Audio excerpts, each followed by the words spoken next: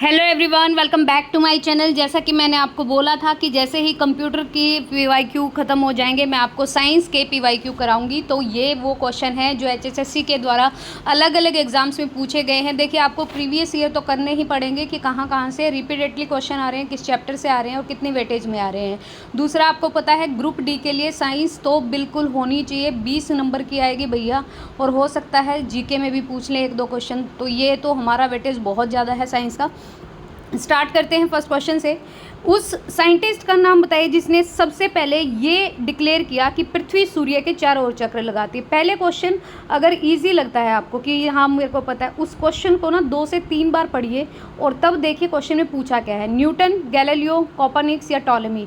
तो यहाँ पर जो आंसर रहेगा ऑप्शन नंबर सी रहेगा। पृथ्वी जो है सूर्य के चारों ओर चक्र लगाती है, ये बात सबसे पहले कोपरनिकस ने बताई। और हालांकि गैलीलियो ने भी सबसे पहले खगोलदर्शी बनाया और न्यूटन ने बल की गति के 3 नियम दिए, लेकिन वो अपनी अपनी जगह पर है। सबसे पहले किसने बताया कि पृथ्वी सूर्य के चारों ओर चक्र लगाती है? ये चीज़ बताई थी कोपरनिकस ने।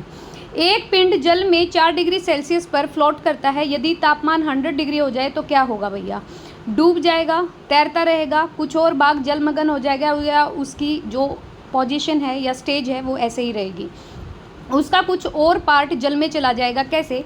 कि 4 डिग्री पर जल का सबसे ज़्यादा तापमान वो डेंसिटी होती है, ध्यान रखिएगा, सबसे ज़्यादा डेंसिटी होती है हमारी वाटर की 4 डिग्री सेल्सियस पर।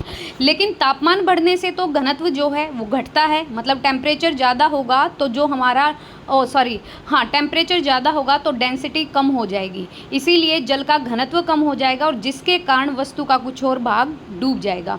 चंद्रमा के प्रकाश को धरती में पहुंचने में कितना टाइम लगता है? एक तो आपका ना सूर्य के बारे में भी आता है, ये चंद्रमा से पूछा है तो 1.3 सेकंड है। चंद्रमा से पृथ्वी की जो दूरी है 3,84,000 है, 6th क्लास में ही पढ़ा दिया जाता है, आजकल तो 4th 5th में ही आ जाता है। प्रकाश की चाल होती है आपकी इकाई, 2.5 सैकड़ा, 1000, 10,000 और लाख, 3 लाख किलोमीटर पर सेकंड, मतलब 1 सेकंड में प्रकाश 3 लाख किलोमीटर को कवर करता है। तो चंद्रमा का जो प्रकाश है वो पृथ्वी पर पहुंचने में अगर इनको हम डिवाइड करें, उसकी चंद्रमा की दूरी पृथ्वी से और प्रकाश की चाल से, तो 1.28 सेकंड और ऑप्शन में 1.3 सेकंड्स है, तो answer will be 1.3 seconds. Road या रेल परिपथ, इन पर वर्कों का झुकाव क्या प्रदान करने के लिए? अगर आपको पता हो कि रोड में कर्व क्यों होते हैं और जो हमारे ट्रेन की जो लाइंस होती हैं उनमें वक्र क्यों होते हैं? वक्र का मतलब आपको पता है ना, झुकाव। तो ये क्यों होते हैं? ये होते हैं हमारी सेंट्रीपिटल फोर्स के लिए। क्या होता है कि रोड या रेल परिपथों पर वर्क देने से उन पथ पर या उन रोड वगैरह पर चलने वाले जो व्हीकल्स हैं उनको जो नेसेसरी अभिकेंद्री बल प्राप्त होना है वो हो जाता है, और जिससे कि वाहन जो है वो रोड से गिरता नहीं है और पथ पर ही रहता है। आप अपना स्कूटी, बाइक या गाड़ी चला रहे हो, अगर कहीं पे मोड़ आ जाता है तो उसके अकॉर्डिंग ही तो चलाते हैं, सीधी चलाएंगे तो गिर जाएंगे। तो अभिकेंद्रीय बल के जो उदाहरण होते हैं, जैसे पहाड़ों पर घुमावदार सड़कें होती हैं, और आपने सर्कस वगैरह देखा होगा, पहले तो होता था, अब नहीं होता।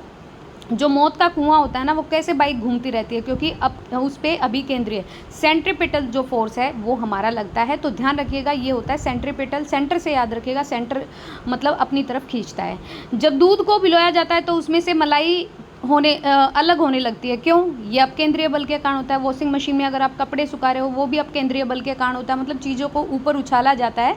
जब दूध को भिगोया जाता है तो एक वर्त गति की तरह व्यवहार करता है, घूमता है सर्कुलर मोशन में, और ये वर्तीय गति जो है ये केंद्र से दूर हटने पर अपकेंद्रीय बल लगाती है, ऊपर की तरफ फेंकती है चीज़ों को। अभिकेंद्रीय में केंद्र की तरफ जाएगी, अपकेंद्रीय में केंद्र से दूर जाएगी, इसे कहते हैं सेंट्रीफ्यूगल फोर्स। और जो हमारा अभिकेंद्रीय बल होता है उसे कहते हैं सेंट्रीपिटल फोर्स। हाइग्रोमीटर, ये क्वेश्चन रिपीटेड है, बहुत बार आता है। तो ये सापेक्ष आर्द्रता को मापने का, हमारी जो ह्यूमिडिटी है उसको मापने के लिए एक यंत्र होता है, एक टूल होता है जिसे कहते हैं हाइग्रोमीटर। और हाइड्रोमीटर ऐसा है जिससे कि आपेक्षिक घनत्व मापा जाता है। दोनों चीज़ याद रखिए, आर्द्रता के लिए हाइग्रो और घनत्व के लिए हाइड्रो, ध्यान रखिएगा। पृथ्वी के किस भाग पर जो हमारा जी की वैल्यू है उसका मान सबसे ज़्यादा होता है? तो ग्रेविटी का आप सभी को पता है, 0 इक्वेटर, फिर 23.5 हो गया आपका, फिर 66 डिग्री हो गया, 66.5, और फिर आपका आता है पोल। ध्रुवों पर सबसे ज़्यादा होता है भैया किसका मान? ग्रेविटी का मान। कैसे? ये एक फॉर्मूला होता है, आपकी साइंस में यूज़ होता है, अगर 9th क्लास की साइंस नहीं पढ़ी है तो पढ़ लेना। G = Gmm/r²। Mass of the earth, मतलब mm आपका मास ऑफ द अर्थ है, me, और आर स्क्वायर मतलब इसकी रेडियस है। तो इससे ये पता चलता है कि ग्रेविटी की वैल्यू कितनी है। अब जी डायरेक्टली प्रोपोर्शनली होता है 1/r स्क्वायर के, मतलब त्रिज्या के डायरेक्टली प्रोपोर्शनल होता है। और इस चित्र में दिखाया गया है कि जो हमारा पोल होता है, पोल एक्सिस जो होता है, उस पर ज़्यादा ग्रेविटी की वैल्यू होती है बजाय किसके, हमारे अक्षों के। अतः मान जो है वो अधिकतम होगा पृथ्वी के केंद्र पर, और g इज इक्वल टू हमारा 0। नेक्स्ट है, किस कारण से वर्षा की बूंदें गोल आकार की होती है। अगर आपने बारिश की बूंदों को नोटिस किया होगा तो वो गोल गोल सी होती हैं। ये किस कारण से होती है? क्या आपका यहाँ पे केशिका तत्व होता है, गुरुत्व होता है, या पृष्ठ तनाव? इसको कहते हैं सरफेस टेंशन। सरफेस टेंशन क्या होता है? किसी भी द्रव की वो क्वालिटी होती है जिसके कारण जो हमारे द्रव हैं वो न्यूनतम क्षेत्रफल में सिमटना चाहते हैं, मतलब ज़्यादा एरिया नहीं लेना चाहते, इसीलिए द्रव की जो बूंदें हैं वो गोलीय आकार की हो जाती हैं। ये सरफेस टेंशन आएगा या पृष्ठ तनाव, जो भी आप कहें। पल्सर क्या होते हैं? पल्सर होते हैं भैया पृथ्वी की ओर आ रहे तारे, उससे दूर जा रहे, तेजी से घूमने वाले, या फिर उच्च तापमान वाले पल्सर होते हैं। पल्सर बाइक से याद रखिएगा, ये होते हैं हमारे तेजी से घूमने वाले न्यूट्रॉन या तारे। पल्सर का मीनिंग क्या है? पल्स प्लस क्वेसर, मतलब सबसे ज़्यादा मैग्नेटिक फोर्स, उसके बाद बहुत तेज़ गति से क्या करेंगे, रोटेशन करने वाले न्यूट्रॉन तारे हैं जो विद्युत चुंबकीय विकिरण निकालते हैं। मतलब इनमें से पल्सर में से क्या निकलती है, आपकी मैग्नेटिक जो रेज होती हैं, मैग्नेटिक जो हमारी इलेक्ट्रोमैग्नेटिक रेज होती हैं वो निकलती हैं। तो ये तेज़ी से घूर्णन करने वाले न्यूट्रॉन तारे हैं। फ्रिक्शन कोण और रिपोज कोण किस रूप में होते हैं? फ्रिक्शन कोण कहो या रिपोज कोण कहो, ये एक दूसरे के सिमिलर होते हैं। ये क्वेश्चन 2016 में पूछा गया था। निम्न में से किस द्रव का घनत्व सबसे कम होगा? एक तो आपका जो मतलब प्योर वाटर है, इसका ज़्यादा होगा। नमकीन जल का नमक के कारण मरकरी का भी ज़्यादा होगा। लेकिन पेट्रोल का जो घनत्व है, डेंसिटी है, वो क्या होगी, सबसे कम होगी।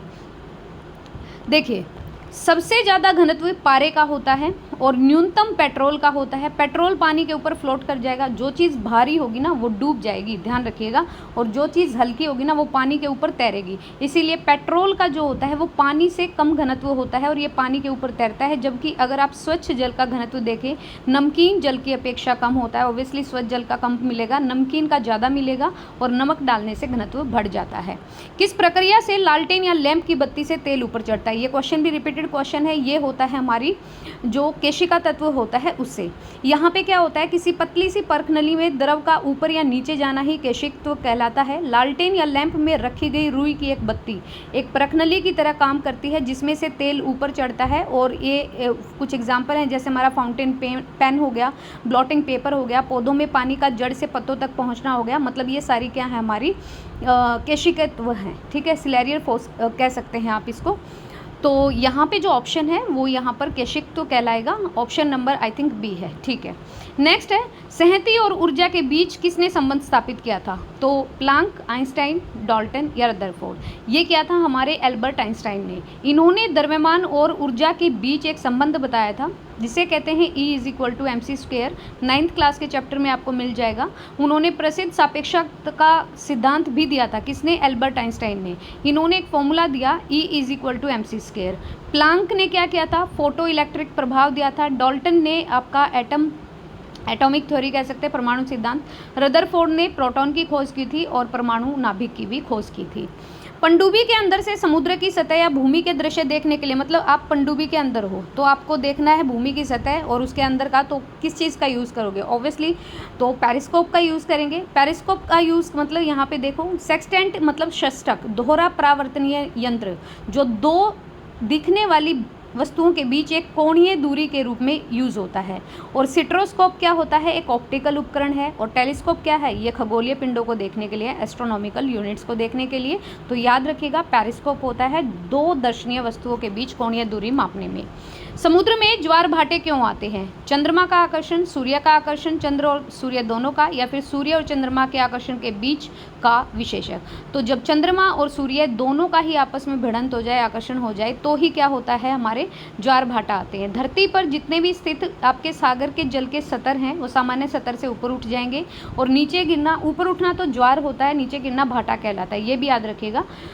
एक्चुअल में होता क्या है, ज्वार भाटा की जो घटना है वो केवल सागरों पर ही नहीं होती, उन सभी चीज़ों पर होती हैं जिन पर समय व स्थान के साथ परिवर्तनशील गुरुत्व बल लगता है। जैसे ठोस जमीन पर भी आपका हो सकता है। तो ज्वार जो ऊपर की तरफ पानी को, लहरों को ले जाएगी, और भाटा एकदम नीचे आएगा।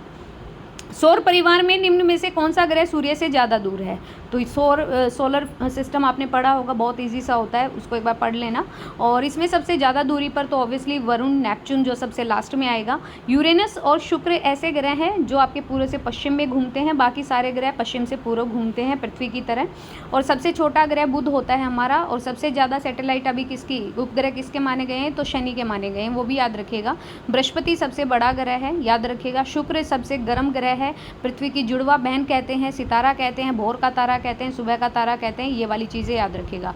तो सौर परिवार में सूर्य से सबसे कम दूरी पर अगर बात करें तो बुध ग्रह है और ज़्यादा दूरी पर नेपच्यून है। बुध सबसे कम दूरी पर है क्योंकि बहुत नज़दीक है। तो दूरी के अकॉर्डिंग, डिस्टेंस के अकॉर्डिंग हम ग्रह की टेबल को देखें तो बुध आएगा, फिर शुक्र है, फिर तीसरे नंबर पर हमारी पृथ्वी है, फिर मंगल है, फिर बृहस्पति है, फिर शनि है, फिर अरुण जिसे यूरेनस कहते हैं, और फिर वरुण नेपच्यून होता है। निम्न में से कौन सा तारा पृथ्वी के सबसे ज़्यादा निकट है? तो पृथ्वी के सबसे ज़्यादा निकट हमारा सूर्य है। सूर्य पृथ्वी का सबसे हमारा नियरेस्ट स्टार कह सकते हैं। और दूसरा है हमारा अल्फा सेंचुरी। एक्चुअल में अल्फा सेंचुरी एक तारामंडल है, एक सोलर सिस्टम है।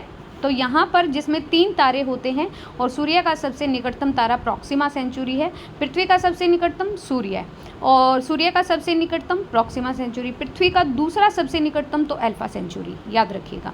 किसी भी तारे की दूरी मापने के लिए क्या यूज़ करते हैं? ये करते हैं लाइट ईयर का यूज़, प्रकाश वर्ष। कोलाम आपका आवेश का होता है और एम्पियर आपका इलेक्ट्रिसिटी का होता है, विद्युत धारा का होता है, इलेक्ट्रिक करंट का एम्पियर, कोलाम आपका आवेश का और दूरी का लाइट ईयर। 2 सरल पेंडुलम हैं, समान अवधि पर कंपन करते हैं, तो इसका कारण क्या है? उनकी लंबाई बराबर है या उनके निलंबित कोण का द्रव्यमान बराबर है? उनकी लंबाई बराबर है लेकिन निलंबित कोणों का द्रव्यमान समान नहीं है। उनकी लंबाई अलग है लेकिन निलंबित कोणों का द्रव्यमान समान है। या फिर निलंबित कोणों का द्रव्यमान अवश्य ही पेंडुलम की लंबाई के विपरीत अनुपात में होता है। तो अगर हमारे 2 पेंडुलम समान अवधि पर कंपन करते हैं तो इसका मतलब है कि वो दोनों की लेंथ इक्वल है, लेकिन उनके जो निलंबित कोण है उसका द्रव्यमान समान होना ये ज़रूरी नहीं है, लेंथ इक्वल होनी चाहिए। लास्ट क्वेश्चन है, कोणीय संवेग की एसआई यूनिट क्या होती है? तो कोणीय संवेग की एसआई यूनिट होती है किलोग्राम मीटर पर स्क्वायर सेकंड।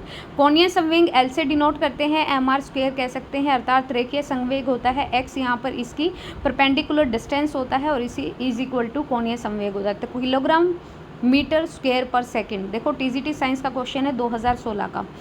अगले 20 क्वेश्चन नेक्स्ट वीडियो में करेंगे। आपको वीडियो पसंद आए तो please like and share and please subscribe the channel and please guys these are the PYQs which are very most important for your upcoming exams. किसी भी exam में बैठ रहे हो तो साइंस को अगर आपको पढ़ना है तो PYQ ज़रूर करना। So thank you so much, thank you for watching.